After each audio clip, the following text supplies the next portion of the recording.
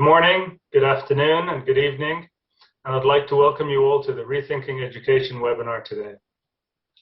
This webinar is intended to share with you insights into the direction of formal education and the changing landscape following the COVID-19 crisis and digital disruptions we face today. The Clinton Leadership Institute brings to your corporations expertise to develop internationally minded leaders who respect and leverage diversity for the common good and to make a positive difference in the world. As a member of the Russell Group, we have the advantage of Queen's world-leading global research institutes that are addressing technologies for a future digital society. What I hope you have the chance today is to learn about the developments that are happening in formal education and the trends towards lifelong learning.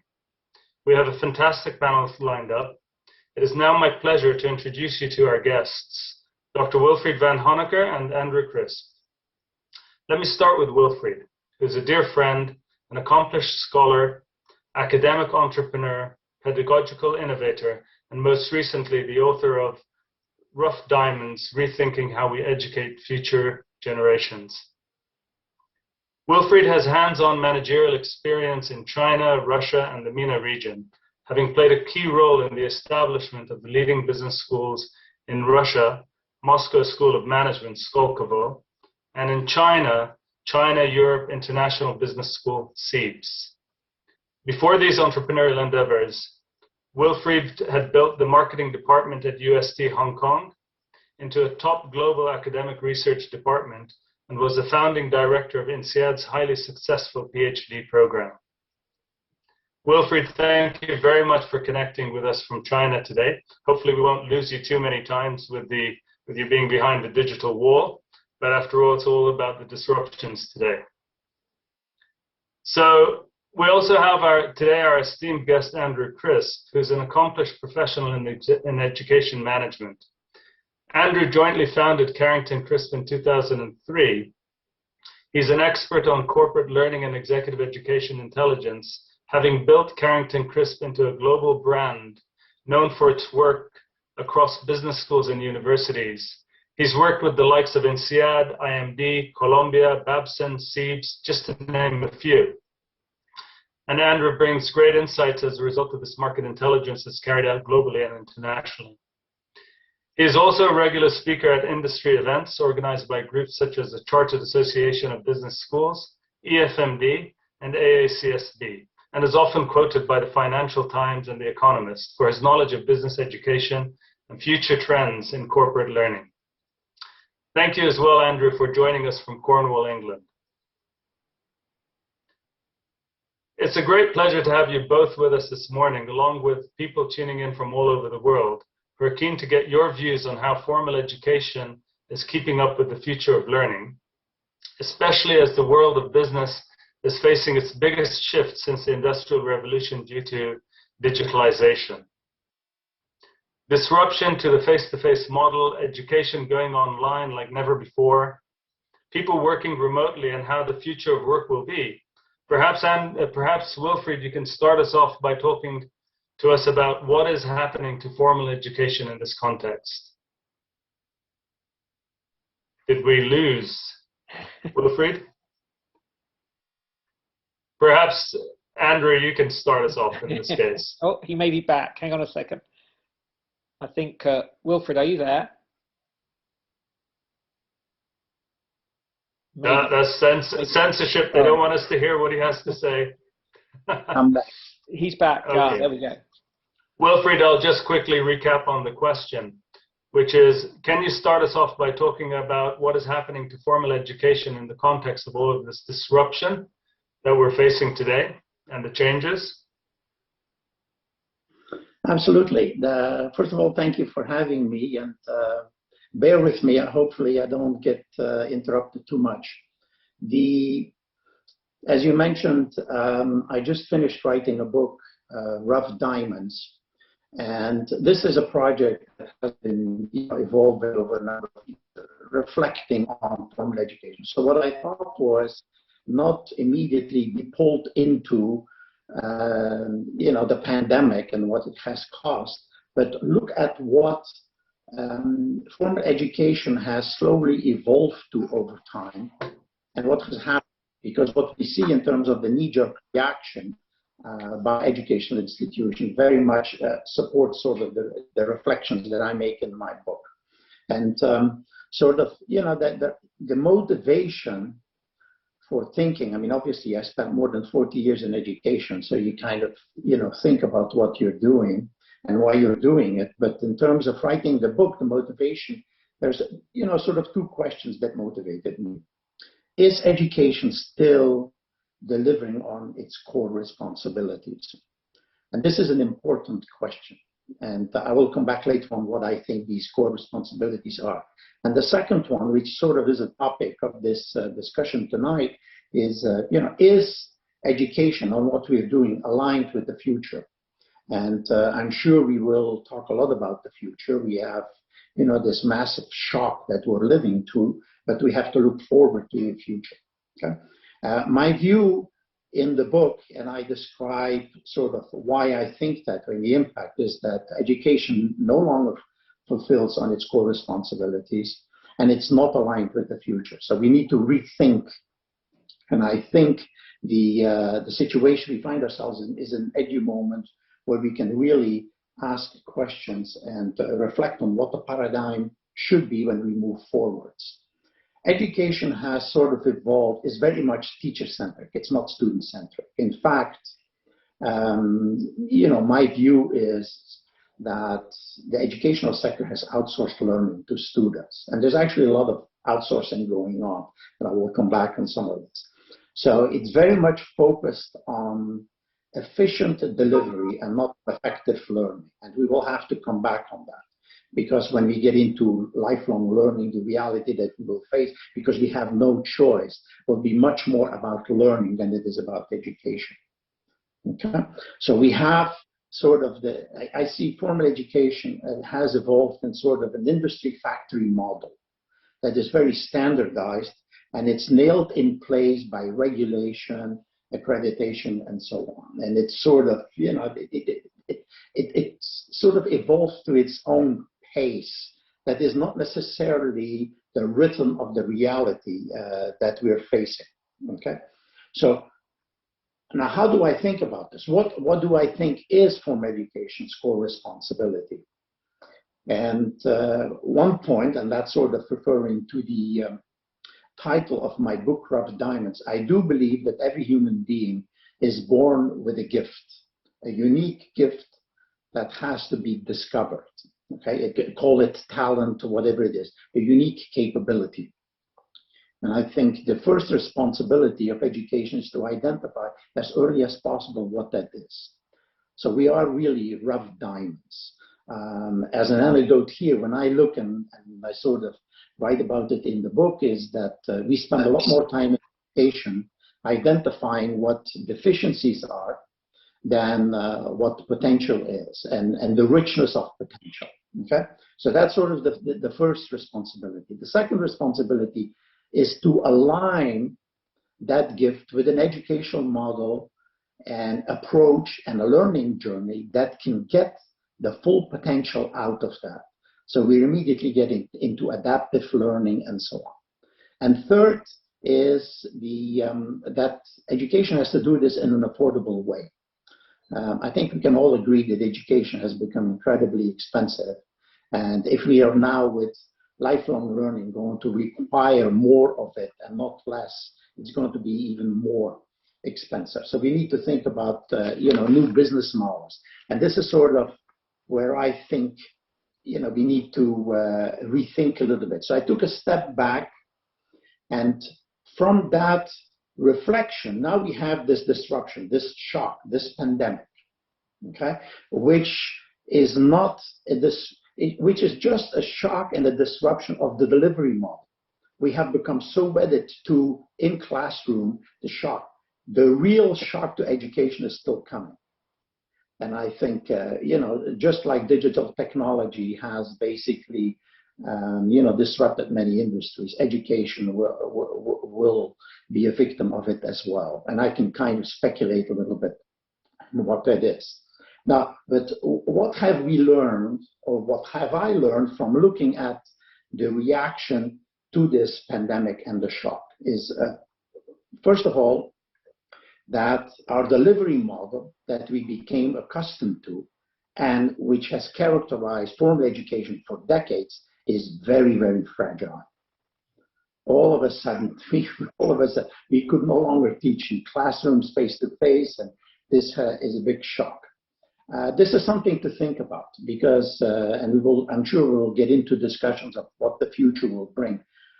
This is only one fragility event. I see many, many more coming. So we need to think about that. So we have a system that is very fragile. So we need to future-proof against fragility. Second, when a crisis happens, it's always interesting to see what the knee-jerk reaction is immediately because it reveals mindsets. And when I look at how most educational institutions have responded, the last thing they were thinking about is students. What they were thinking about is preserving their model. So they were holding on as much as they could to strands of the past. And this sort of worries me a little bit because education is a lead sector. And we have a responsibility of equipping students that we have in our classes today with the future that they will live in. So what should occupy our minds is not our past, but their future. Okay? The third thing that I learned is technology and the lack of understanding of what the technology can enable and do. Fortunately, we had Zoom and other platforms. Just imagine that this shock would have happened and we did not have these platforms. We would be in even dire straits than that we are. Okay? But I see the future of technology much more fundamentally re-engineering pedagogy and not as a way to preserve the old delivery model. But that will come with a shift that we go from education and delivery to learn. Okay? What we are seeing today in terms of the shift in classroom online or in a mixed model, to me is a stopgap solution. This is not what the future will be. The future will have face-to-face, will have online, will have many, many different delivery models, some of them that we not even conceptualize today.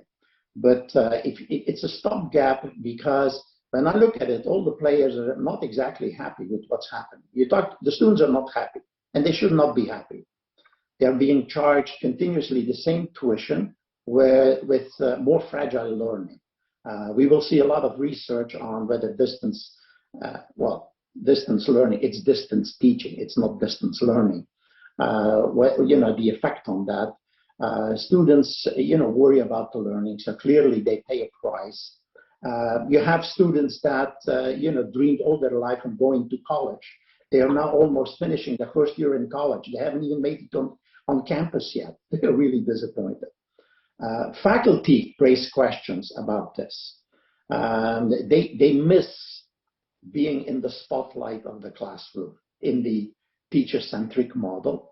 And I think also, quite a few schools and universities have required additional efforts by faculty to make at least the online teaching more palatable for students. So there's questions and there's a hunkering back to the old model, being back into the classroom.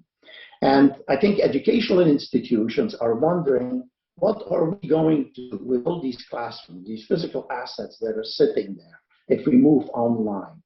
And what is interesting is that the move online is for educational institutions basically all incremental cost. It's again adding fixed cost.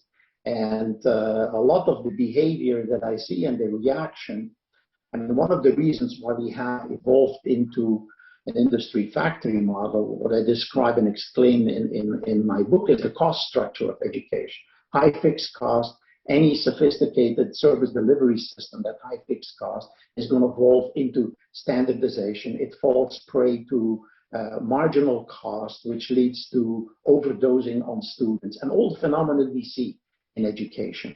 So yes, we have a shock on the system. At the same time, I think the shock is good I think it's Winston Churchill who said that any crisis is, a good moment to waste. Yeah. I think. Oh, we lost him. It did appear as though the connection was getting worse there. Let me make a few thoughts whilst Wilfried's trying to get back online. I think for anybody sitting here today who in the last few days has seen anything of the Golden Globes on television, will have seen the people, instead of in Hollywood in their smart outfits, they were sitting on their couches in their jogging bottoms and their pajamas. And here I am sitting at home in my lounge, right? It's a nice picture behind me. But this is informal learning. Surely this is informal learning. And people ask about the future of formal education. Well, the change has already taken place.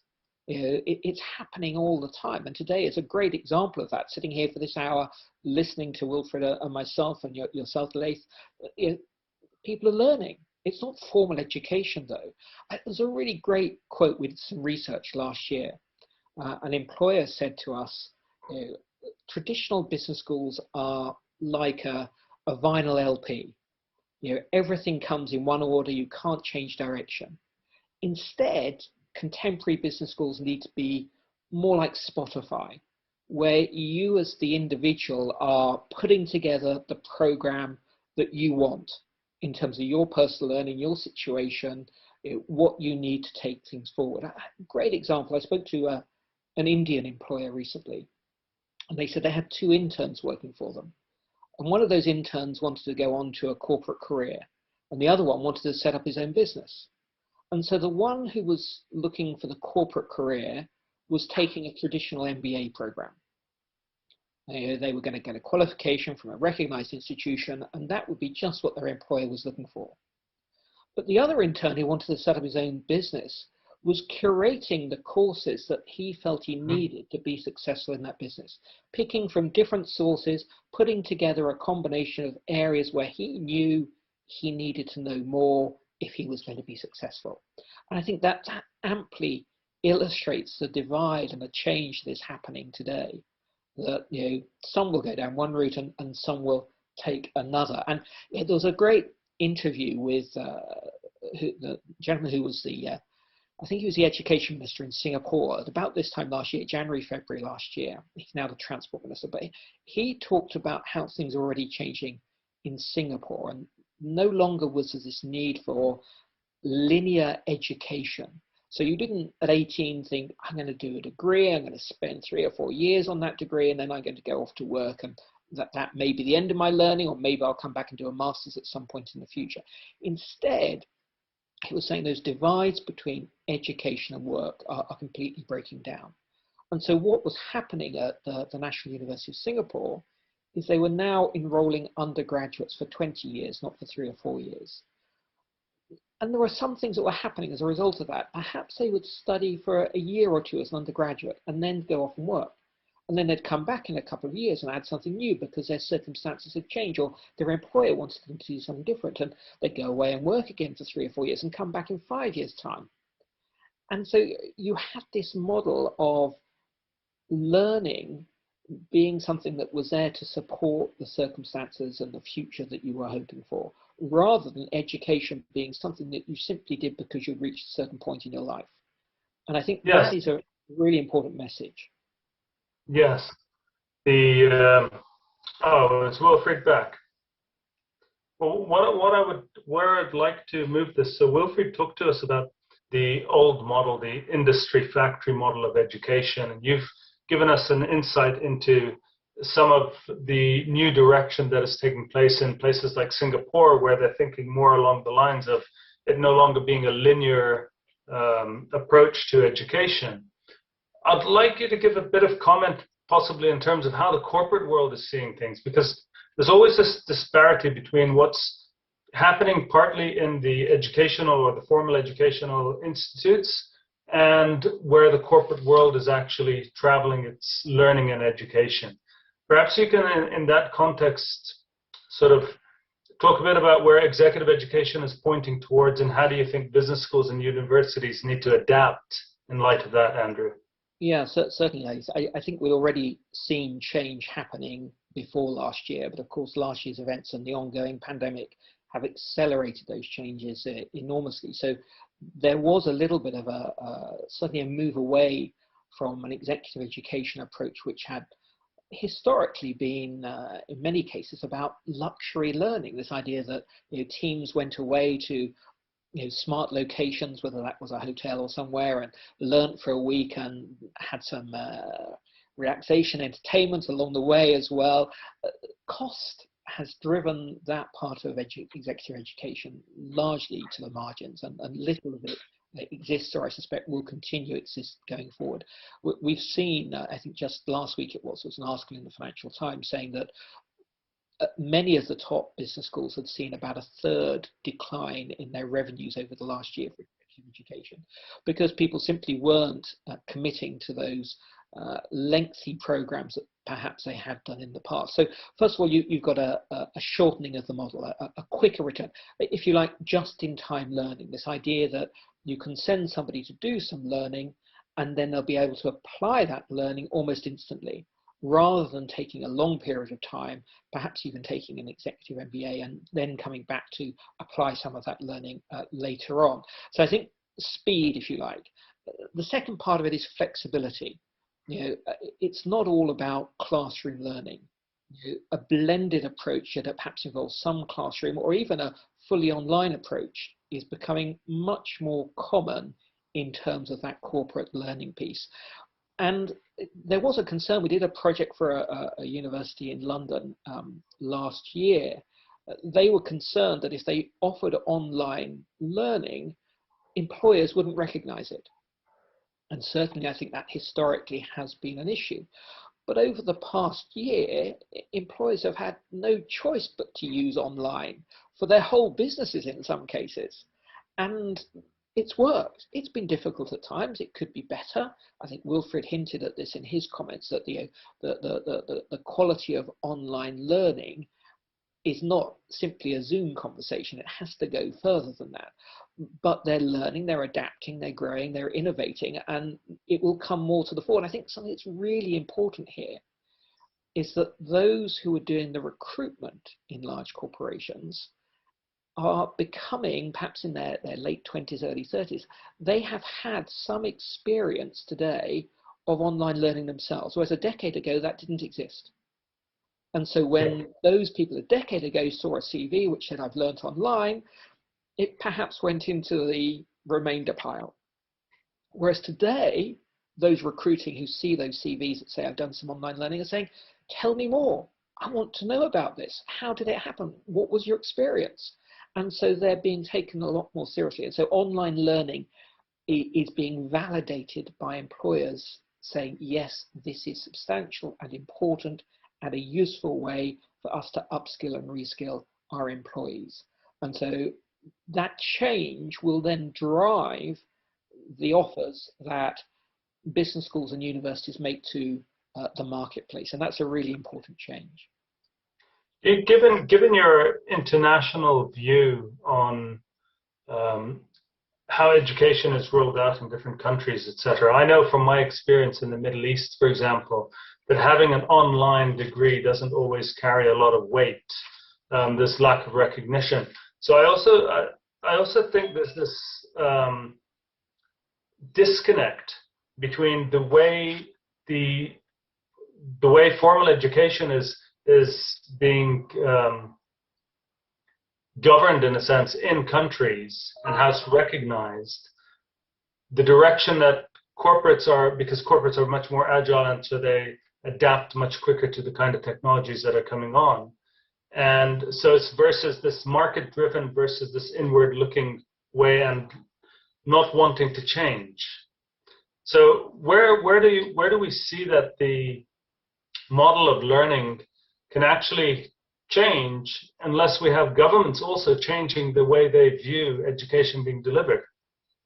I'm sure that's important. I think the other component, I'll come back to that just a minute, the other component is who was prepared to jump into this marketplace. And of course, historically, distance learning has been providers like the Open University in the UK, a number of Open Universities in Australia, and other distance learning providers around the world. You can even look at some of the top business schools, someone like Harvard, who when they first went online, the offer was not Harvard, it was HBX. There was a little bit, we just want to hide this away a little bit. We don't want to actually admit that we're doing online learning. But today, having seen the success of that offer, HBX is now HBS Online, Harvard Business School Online. They've absolutely embraced this idea. Go and look at what Oxford are doing, the University of Oxford and Said Business School. 3 years ago, I think it was, they launched their first short course online program. Nobody ever went to Oxford. It was about 8 weeks, 11 hours a week, online learning, a program on fintech. They were taking some of their expertise, repurposing it, putting it into this online program. That first program had 1,000 people sign up. Today they have, I think, 9, 10, 11, 12, maybe even 19 or 20. I'm not quite sure the numbers, but they have a large number of similar programs now, recruiting students on a regular basis and creating an enormous piece of business for them. And I think what's really important there, and that's why employers are in part embracing it, they can see that these established, traditional, strong brands have said, yes, this is important and it's something that we want to be part of. And if they're doing it, then it must be good enough for everyone. Now, it's a bit of a shame that it's taken that, but that will change, and that will drive governments, as you suggested a moment ago, to think about how people can learn and where are the opportunities. And if somebody, the Singaporeans, as I mentioned, are beginning to embrace this, but you see it in many places now. And a lot of governments during the pandemic have worked with providers. I think here in the UK, FutureLearn was the relationship that the government chose to work with. To provide those who were working from home or perhaps had been furloughed the opportunity to pick up additional skills, such that when they return to the workforce as the pandemic comes to an end, they'll be better positioned to be more productive or to find new opportunities. So that change is beginning to happen. Okay. One of the things that's very clear in terms of we're taking the online learning, and a lot of business schools have sort of flipped, as Wilfried had talked about earlier, in terms of putting their education model onto the online environment.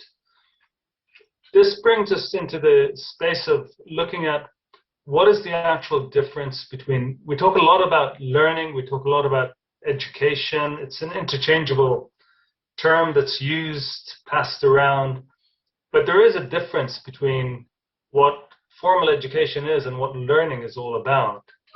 And I know that in the corporate world, it's been spotted quite heavily.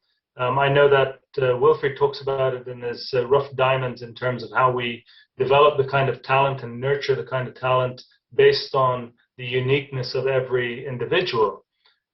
How is the corporate world adapting to learning versus education? And it's a good question. It's interesting. One of the participants, the attendees, I see, has just put a comment up about university traditional experience not being the same as online learning. And yes, in some respects, that's absolutely true. The opportunity for an undergraduate to go and study for 3 or 4 years, to have not just the academic experience, but the whole experience of being at university, it is absolutely different from sitting in front of a computer and doing an online learning course, perhaps 2 or 3 hours of an evening or at a weekend, and doing that over an extended period of time. That those two experiences are completely different, but they're both absolutely valid. One is perhaps about developing some core skills, some experiences that somebody will need as they begin to go into the world of work. But the online learning is about an immediacy. It's about giving you some skills that you need now to do your job better. And that doesn't mean that you need to go to university to sit in a lecture theatre with 100 other people to pick up that particular piece of knowledge or learning to take you forward in your career. It may be that you need more in terms of a blended approach. You do need some face-to-face, you do need some connection. Perhaps more than anything else, you need some experiential learning, which has very much come to the fore in recent years, putting what the knowledge you have into the context of your work environment or your future work environment, because without that, it can still feel very remote from the job you're doing. One of the things that we've seen from a number of employers is this question of impact. And I think that's a really important part of this discussion about education and learning. What impact has had the learning that's been undertaken had on the individual? What impact has it had on the company or organization that individual works for? And I see somebody was asking, where is Wilfried in the comments at the moment? Now, I'm afraid they're in China, and he's had there we have Wilfried back behind the digital wall, but he's back now. So perhaps I should pass over to Wilfried for a moment. Welcome back, Wilfried. Yeah, I'm sorry about this. I don't know what we have 3 computers trying to figure out reestablishing links. So sorry about that. It's okay.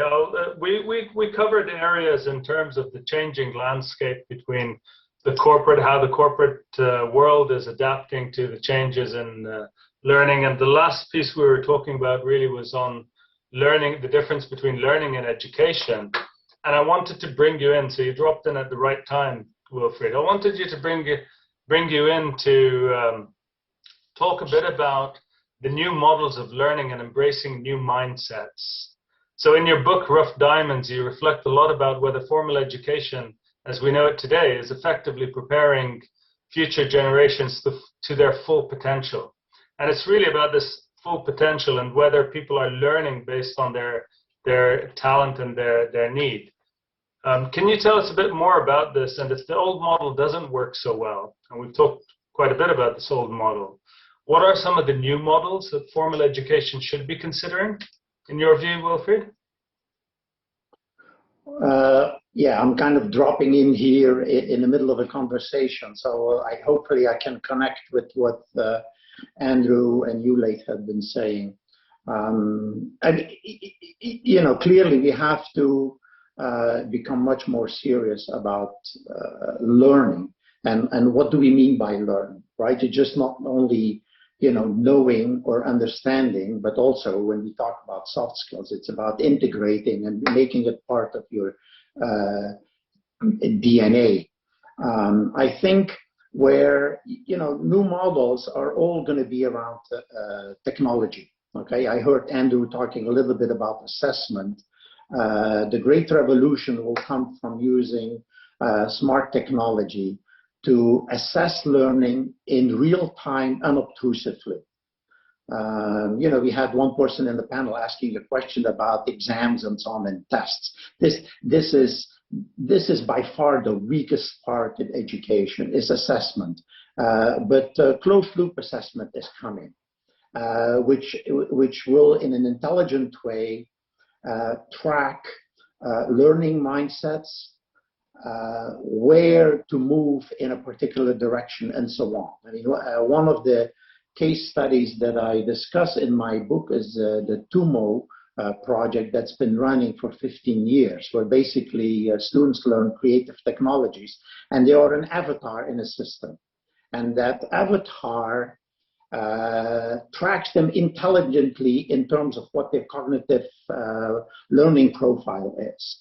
Because learning, to me, has to address 3 things. It has to fit the gift that you bring to the game.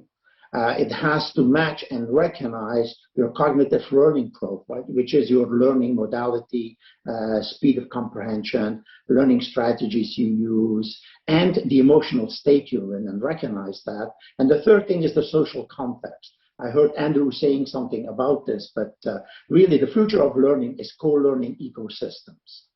Okay, it's going to be much more horizontal and not vertical teacher-student kind of model. I mean, when we look forward at lifelong learning, it's going to be very much. I mean, the teacher has to learn at the same rate as the students are learning. Okay, and in my book, I use the analogy of how we develop, tennis talent. Okay, so it's a horizontal co-ecosystem approach that is driven by an intelligent backbone. Okay, and we have all the pieces in place to do this. Okay, I mean, I think I don't know whether, Andrew touched upon this when I got blacked out by Beijing, but there is one thing, when I look at my parents' generation, the source of information they had was the teacher, the newspaper, and the radio. My generation was the teacher, my parents, the encyclopedia we had at home, and the local library. The current generation can find knowledge everywhere. And actually, the teacher is becoming a very small part in that world. And what I discuss in my book, for instance, is you have to realize that most teachers neither own nor created the knowledge they convey. And anybody has access to any knowledge today. And of course, a lot of that knowledge is unfiltered, not edited, and so on. So we need to get serious about info literacy and so on. But there is a novel approach in terms of using technology and bridging more horizontally and bringing in social support networks along the way. So I see intelligence systems taking over there. The question I have is, what's the role of formal education in that? To me, I see it as an opportunity to really reinvent themselves. Okay, and I talk about, in my book about the different options and how to do this. But clearly, and sort of, when I got knocked out, what I wanted to say is we are at a situation where, a shock knocked over all the domino pieces. And now what do? Do we straighten them where they fell over, or do we pick up all the pieces and put them in a new pattern? And I think this is where the strategic opportunity is. New pattern driven by the reality that we're going to face. I do not know if Andrew has, or you, Laith, have already discussed, what the reality is looking forward. Okay, because some people are talking about the new normal. I get worried when I hear that. What we're looking at is the new abnormal, because we are not in between equilibrium. I think equilibrium is a concept of the past. We are going to move into an environment where we have much more continuous change, permanent disruption. That will be the challenge. At the same time, we are going to be surrounded by, intelligent systems, sort of what Satya Nadella, the CEO of Microsoft, calls ambient intelligence. Okay? And this raises questions about what kind of human intelligence do we need to develop today to enable collaborative and optimize the collaborative frame between humans and intelligence systems. I mean, there's no question in my mind, 5-10 years from now, any senior executive, half of the direct reports they have today will be intelligent agents. I mean, I saw 6-7 years ago an experiment with the IBM Watson system where two senior McKinsey partners were discussing a client project with Watson. And what you see in that immediately is that a lot of what we teach today, we will no longer need because we will be able to outsource it. There are new skills and competencies that we will need. And this is coming back to a point I made earlier, is education is a lead sector. What we should be teaching today is what executives will need tomorrow. Too much of what we do today is backwards correcting, because we're teaching what they urgently need because we didn't teach them in the past. And at the same time, we're not looking at what's coming on the horizon. And I think it's important that we kind of reflect on that a little bit. I think it's an interesting point. I was going to jump in just for a moment, Laith. Wilfried makes this point about the role of teachers. Will we need teachers, because information is everywhere and students can pick it up from any number of sources. Of course, we've had the last few years the question of fake news, or perhaps fake knowledge is a problem that we have to deal with as well. And the teacher's role becomes a curator perhaps pulling out the opportunities. So the students may still pick from different sources and find different ways of learning that are right for them, that fit with their circumstances, their abilities, their interests. But that curatorial, and I think that throws up a wider question as well. Some of the other things that we've been talking about the roles and skills needed in universities to deliver for the future. You know, we've worked with the business school at Aston University in the UK recently, and their business school recently employed 2 games developers to develop new techniques to help with the learning in their executive education program. So something that would never have been heard of 5 years ago. And I think for university administrations is a big change. It's required so much. Perhaps 80% of the effort in universities has been focused on recruiting more and more undergraduates in recent years. Whereas if we're talking about lifelong learning, then that part of the equation, that undergraduate at 16, 17, 18 coming into university, becomes 20% of the work of universities, and 80% becomes 25 to 75. And how are you going to draw those people into a university learning environment? How are you going to make them think this is a value and it's worth paying for? How do you develop those relationships with employers, that B2B relationship rather than B2C relationship? So universities, schools all have big questions to answer about the skills and the people and the setup and the systems that they're going to need going forward. Yeah, I'd like to get us into the discussion on lifelong learning, but just before that is looking at what you were talking about, Wilfried, in terms of the executive skills for tomorrow. And this falls into play with what you're talking about, Andrew, with regards to how do educational institutions bring on the right talent internally to be able to produce and provide the kind of development for executives for tomorrow.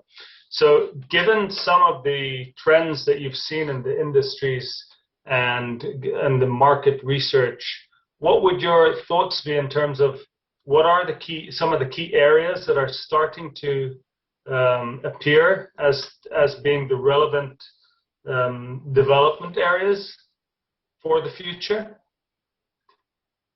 Wilfried, perhaps you could tell us a bit more Sure. in that line. Well, you know, when you listen to me, I'm a big believer in sort of the role technology will play, and technology, you know, linking it to what Andrew was just saying, technology will become a much more important tool in the learning process and lifelong learning than teachers will be. And I put teachers quote unquote, because we will get a portfolio of skills that will be needed in the development process. What are the skills? And clearly, and I spent quite a bit of time on that, and as you know, in my book, what I see key for executives going forward is intuitive intelligence. Intelligent systems, computers, AI has no intuition. It has all the rational modeling, and we need to move away from our programs in executive education, focusing much more on training intuition. This is what we do in training pilots and fighter pilots with simulation systems, because it's all about the intuitive intelligence, inquisitive intelligence. AI systems don't ask questions. We can ask questions. As human beings, we have the unique capability to think and reflect beyond what we see and ask questions. So intuitive intelligence and imaginative intelligence. No AI system will ever step back and say, well, let's think of it a different way. Plan B. So there is a sort of imagination. So there is a new set of soft skills, quote unquote, that we need to reflect on. And of course, if ambient intelligence is the environment that we will operate in, and I'm sure we already part of it, we already all becoming slaves to AI without knowing it. And schools will have to learn about this. Companies will have to learn about this. I mean, like one, question I often raise with executives I deal with is I realize that none of them really understand how an algorithm works. How does a computer actually work? Because in a collaborative effort with an intelligent agent, you're going to have to make a judgment about whether you can trust that system or not. For that, you have to understand the comfort zone.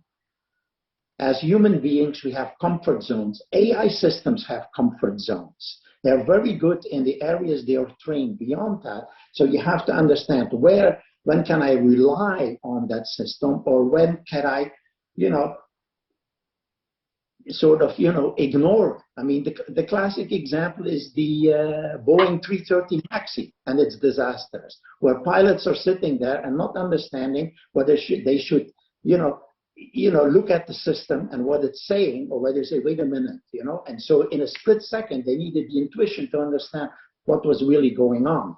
So I think we have to sort of, reflect a little bit on that, because and I've looked at sort of the curriculum of MBA, 60–70% intelligent agents will do.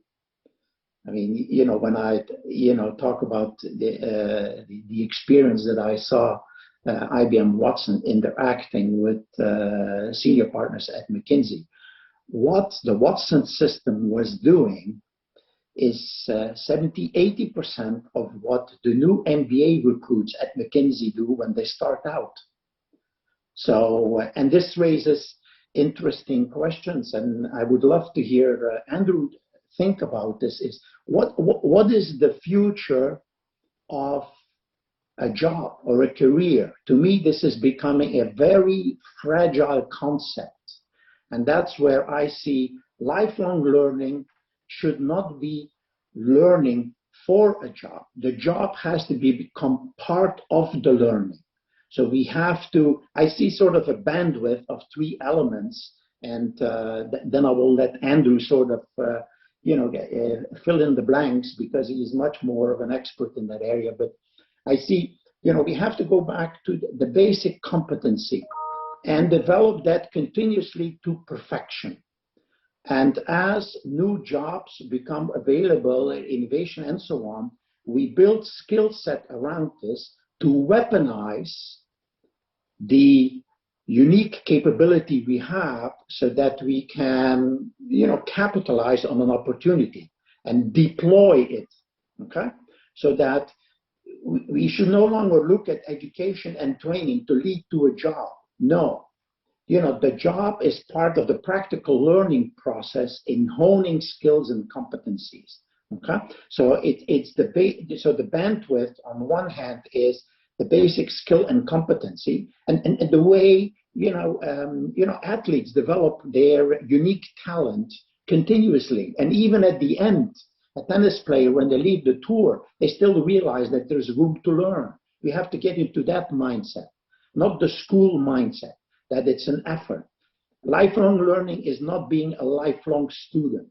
We have to get away from that. It's not something we need to do. It's something we will want to have to do. And that's where, we need to come back to the unique skill competency, track that, then the skills to weaponize, so that we can actually deploy our competency in whatever comes. And the third aspect that is very important in the process of lifelong learning is the individual development. It's not enough to just develop your capability and have that mature and hone it.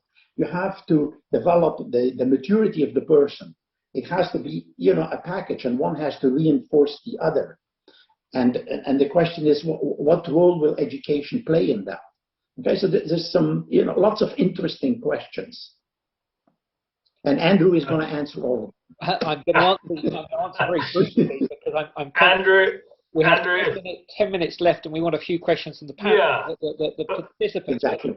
Just very quickly, I think one of the points Wilfried makes, the key going forward will be unlearning as much as it will be learning.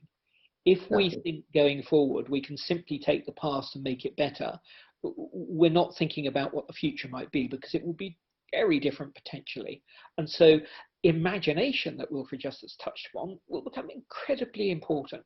Not innovation, it's a very systemic way of doing things, but imagination, thinking creatively, and critical thinking, which has always been at the heart of an education, will be even more important if people are going to find those new models, those new ways forward to unlearn and relearn and be ready for the future.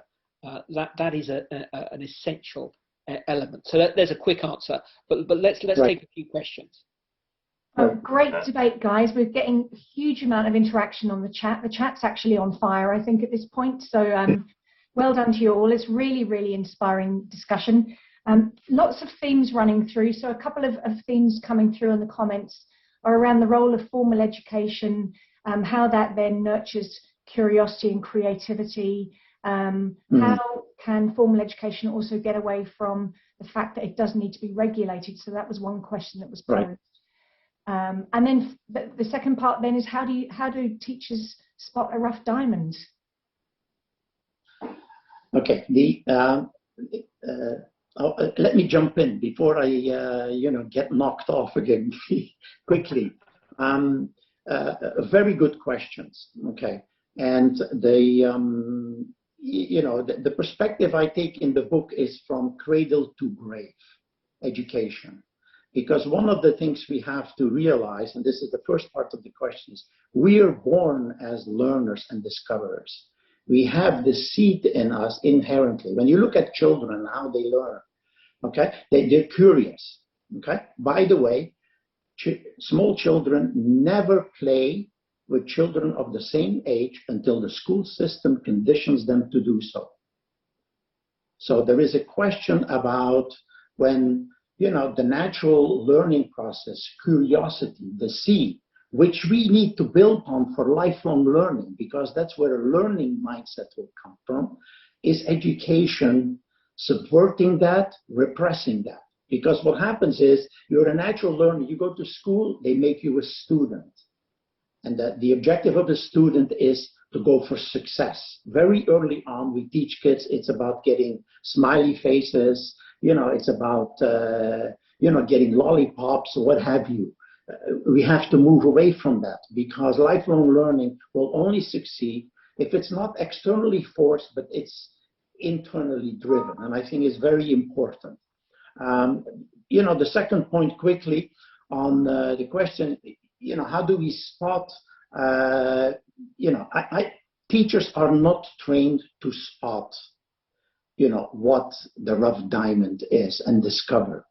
I think, I think it will be done in a playing context, unobtrusive. We can develop systems that can recognize and parcel that out. Parents, I think, are not good in necessarily recognizing it. Teachers, that's not their role in the process. I think we need to, and that's part of the assessment, right? What is a rough diamond? Do they have a learning mindset? How do we track the learning mindset? What is their cognitive learning profile? There's lots of questions that we need to answer to engineer the learning process and what it should be. Excellent. Andrew, a question that's come in around the subject of corporations and how they're looking after their employees and how they're fielding applicants for jobs, about them moving away from the reliance on a really well-built CV. What are your thoughts on that in relation to the future and how recruitment and internal programs for employees? Have we got long enough in 4 minutes to remain? I'm not sure we have. The words flexibility, agility, adaptability are going to feature a lot more in the future in terms of employees retaining their employability, and the employer that is able to help their employees in that direction and maintain a strong mental health amongst their employees and good well-being amongst their employees is going to attract more employees and better employees, because there will be this greater uncertainty in the world, especially around, as Wilfried said, this concept of the career, and particularly a career for life. And so that the employers that are seen to be supporting their employees in this way is very important. There's just one other thing I'm going to pick up on, which I saw in the chat, this idea of the social purpose of education. Can it simply be about training people to do a job? Absolutely not. One of the things I find most frustrating is when you see lists of business books that people think you should be reading. To my mind, business books are the last thing you should be reading. I'm sure there's some very good business books out there, but if you're going to have an understanding of the world, of the society that we live in, then reading other books is so important. One of the best books I read recently was about ancient manuscripts. And I think people who are able to see this wider worldview will be the ones that adapt more easily, are flexible, and retain employment going forward in this uncertain world. Mm-hmm. Excellent. Excellent. There's some amazing insights and fantastic discussions from both of you. Thank you very much for your contributions today. Hopefully we've given a lot of thought out there for things to start to change and possibly for people to reflect in terms of how to improve the journey towards learning and towards lifelong learning. I think it's clear from what you are both saying is that there has to be a new model, there has to be a new way of thinking about it and addressing it, taking into consideration not just what technology is bringing, but how we can adapt to the technological innovations to best suit our direction of creativity and intuition at the same time.